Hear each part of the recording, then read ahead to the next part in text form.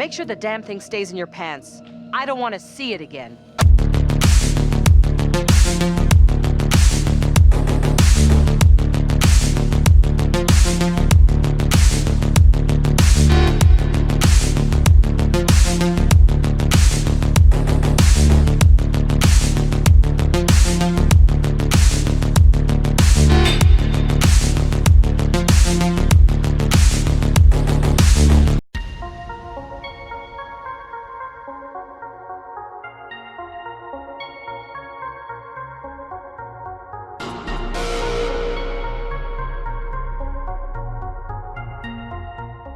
This is Ghostrunner, developed by One More Level and published by All In Games. Ghostrunner is a first-person, fast-paced cyber ninja parkour type deal. You play Jack Ghostrunner, I guess, in cyber dystopia, and you are first tasked with breaking somebody out of prison to help you get revenge on not Dr. Octopus, who threw you out of a pretty tall building. You fell all the way down to the bottom, but you didn't die somehow, because video games. It's fine, don't worry about it. The gameplay in Ghostrunner is kind of like Mirror's Edge, but then it's got a bit of trial and error combat. You're basically dropped into a room with a number of enemies with a number of different kinds of obstacles or parkour element. You've got like wall running or swing points so you can Spider-Man about the place, or long inclines you can slide down, and you use all of these to get up to enemies and slice them in half with your cyber sword. Actually, I'm not sure if it's mentioned if it is a cyber sword or not. It might just be a regular sword, I don't know. So the general crux of the game is the sword is a one-hit kill, but bullets are also a one-hit kill. And the enemy have lots of bullets and you only have one sword. So you need to get up to them without dying and clear the room, basically by doing parkour. And it is all very, very satisfying when you pull it off, and it is immensely frustrating when you do not. You do at least have an instant reset, so if you die, you go back to the beginning of the section instantly. There is no loading, so you can just keep trying. You'll get it eventually, or throw your controller at the wall in frustration. The game does have a pretty steep learning curve. The game is very fast paced, but maybe it's a little too fast. You can pick up a lot of speed and then very much overshoot whatever it was you were trying to do. I have routinely found myself just shooting right past the enemy I was trying to kill and then getting shot in the back. That happens a lot, and that can be a little frustrating when you know you did everything perfectly, and doing it perfectly means you go way too fast.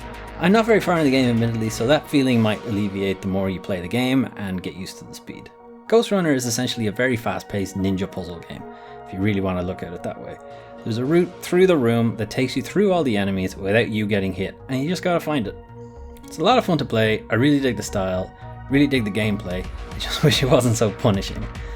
I'm looking forward to playing more of it though. Ghostrunner is available on PC, PS4, Xbox One, and Nintendo Switch.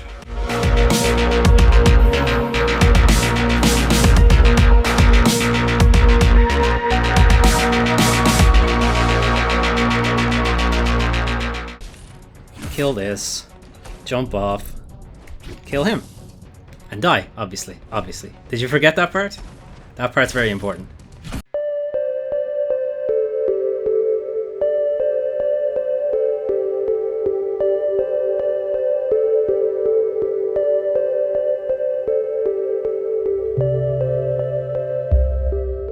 This is Carto, developed by Sunhead Games and published by Humble Games.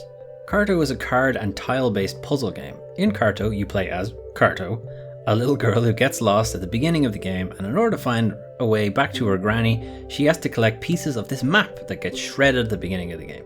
When you collect an extra piece of the map, you can add it to the existing pieces and flesh it out in any way you want. You can connect different pieces of the map together to make new areas for you to explore. The game restricts you in some way in that only the same type of side can connect to another side of a card. Say a card has sand on one side, you can't then connect like a water feature to that side of the card. It has to be sand again, or nothing. So in that way you can build up a kind of match system so you can get from different areas and find different pieces. Additionally, the game also throws out puzzles to you, like early on in the game you might come across a guy who was lost out on the map and he's like, could have sworn my house was here, it was usually on the eastern side of the island. So you need to make sure that the piece that contains him is on the eastern side of the map. So you just have to rotate it in such a way and arrange the pieces in such a way so he's on the east, and then something will pop up. You might have other things like the sheep I'm looking for. She always likes to be in the center of all the white flowers. So you need to arrange the tiles that have white flowers on them and make it in such a way that they could be a centerpiece. And that's the kind of idea of the puzzle. I do find that the game breaks its own rules. In some places you will have map pieces that affect other map pieces.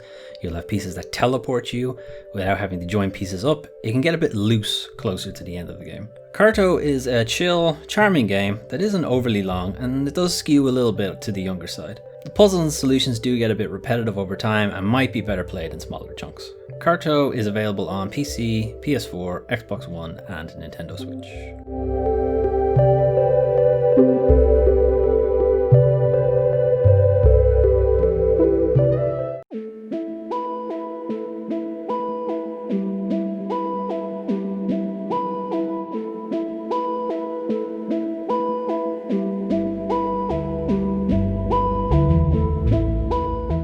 This is Cloudpunk, developed and published by Ion Lands. In Cloudpunk, you take on the role of Rania, who is newly arrived in the city of Nivalis. Nivalis can more or less be substituted for just every city ever, just mashed together. You've got the typical class inequalities, the rich living it up above the clouds, they get to see the sun. You've got the poor living underneath the clouds, they kind of toil and do pretty much all the work. And then you've got the left behind, who sit down at the bottom of the ocean with the trash. People don't really go down there. Rania has been forced to relocate to Nivalis and take on a job as a delivery driver for Cloudpunk, who is a semi-legal delivery service operating within the city. And the entire game takes place on Rania's first night. So she's learning the ropes and she's delivering packages to and from different places in the city, and some different trends emerge. She interacts with the different corporation representatives, she interacts with the poor of the city, the rich of the city, she gets a good idea of how things are in Nivalis. And there are good opportunities for commentaries on things that would affect our modern times, like class inequality, income inequality, that kind of thing. Basically, the game is sort of wrapping a kind of delivery game around what is effectively a visual novel. There's a lot of interesting story beats, a lot of interesting characters. Rania herself is kind of an audience's perspective. You have her handler out of Cloudpunk, he's been working in the city for a long time, and you have her dog, who is actually an automaton. She had to sell his body, so she loads him into the car instead. So now he is a dog car. And he's pretty funny, actually.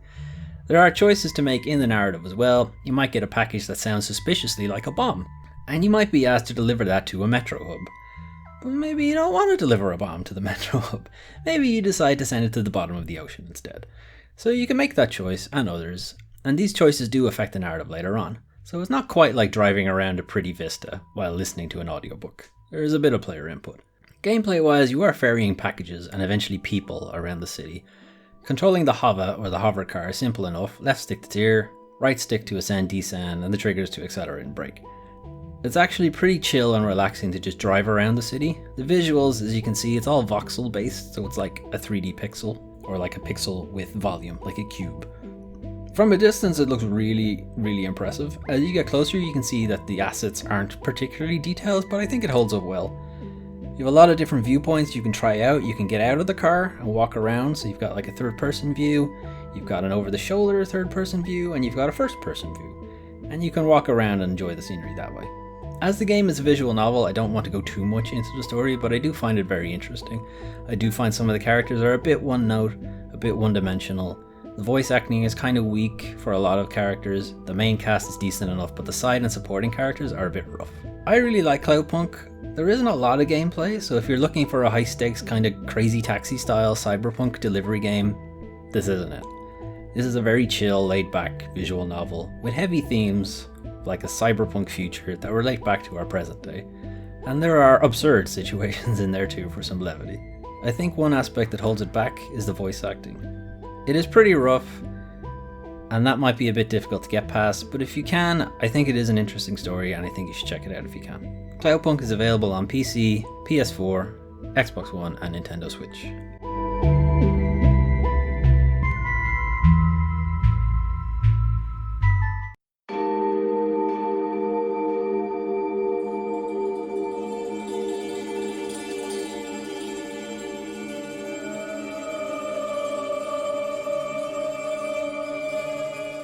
This is Little Hope, developed by Supermassive Games and published by Bandai Namco. Little Hope is the second entry in the Dark Pictures anthology, following after previous entry Man of Medan, featured on this channel in 2019's Games of October, cheap plug, though Little Hope is an entirely separate story. Little Hope is a choose-your-own-adventure style game.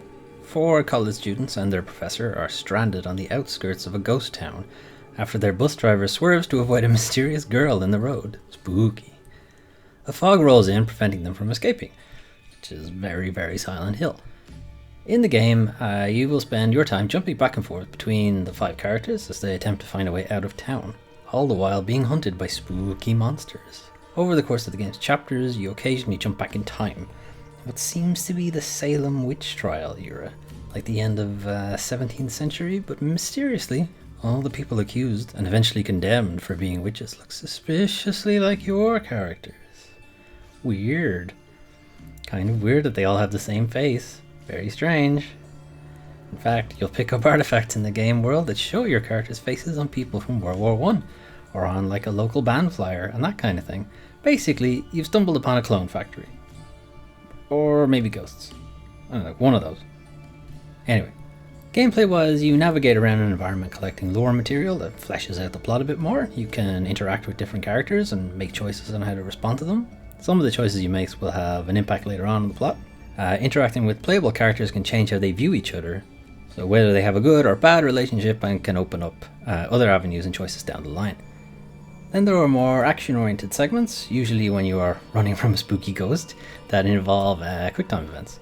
There have been some improvements here with accessibility features that can slow down the timer on the QTEs, or just remove it entirely, or set it up so the prompt is always the same button. Welcome changes for people who don't like QuickTime events. If you've played Man of Medan or Until Dawn, then this will be more the same really. There's nothing especially new here. I would say it is a better experience than Man of Medan, but that is mostly for the improved controls and quality of life additions, like simplified QTEs and that kind of thing. I had fun with it, but I'm not really itching to go back to it like I was with Until Dawn. If you'd like to see more, Man of Medan was featured in my games of August 2019, and there's also a full playthrough of Until Dawn up on the channel. And if I did it right, there should be a little link up in the corner there somewhere. Anyway, the Dark Pictures anthology Little Hope is available on PS4, Xbox One, and PC.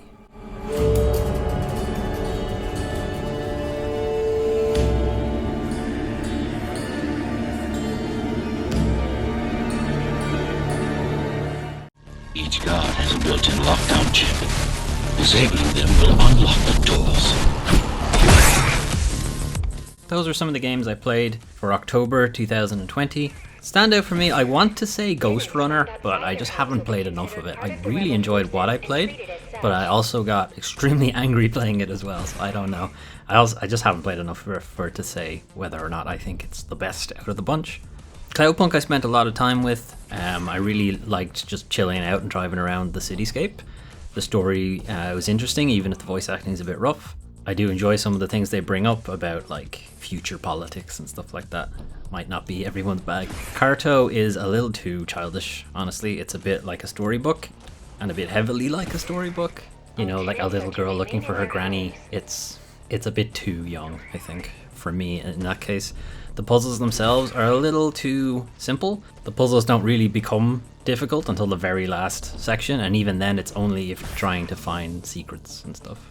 And Little Hope, I got pretty much what I was expecting, which was a decent choose-your-own-adventure game from Supermassive Games. Like, as I said, they're not doing anything new, but I already enjoy the stuff they make, so this is more of it. I can't exactly complain about it. Next month, November, I have a PS5, so we'll be starting to mix PS5 games into these Games of the Month stuff. So speaking of, Demon's Souls Remake will make an appearance next month. I'll also be looking at Bug Snacks, which is a kind of Muppet body horror thing. If you aren't familiar with it yet, maybe just wait and just have a look at the video, and I guess you'll understand then.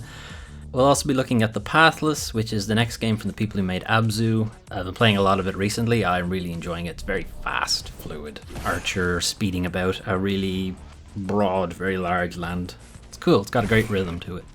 And we'll also be looking at Age of Calamity, which is a kind of Dynasty Warriors Musou game, but with Legend of Zelda, and it is a prequel to Breath of the Wild. So if you're familiar with the Breath of the Wild story, you'll know some shit happens before that game starts, so this should be interesting to see how that goes. Also, you might have noticed in this video, I attempted to write a script, which is why I kind of sound like a bit of a robot, I think. Or at least I feel like I sound like it, so I don't know if I'll stick with it. I don't like the way I sound when I'm just reading, but it does mean I can trim the fat. As you can see, I have a lot of ums and ahs, and meandering in these thoughts. So I don't know, I might keep it, I might not, I don't know. Also, I have done kind of just one shot Foley plays for a bit for most of the games, except for Little Hope, just because the game takes a while to get going, and I just didn't want to do a video where like half of the video was nothing happening. So take that as you will. There's also a stamp on some of the music info things. It says YAL, which is YouTube Audio Library, so that's there in case I just couldn't find music for the game. Usually I like to showcase music that comes from the game, but I can't always find the music, or sometimes it is locked or geo-blocked or whatever. So in cases like that, I will just plumb the YouTube Audio Library, which YouTube makes available for creators to use. So in future, if you see that stamp, that's what it means. It means this music is not from the game. Anyway, let me know what you thought of my robot voice and any of the games of this month, and hopefully I'll see you guys next time.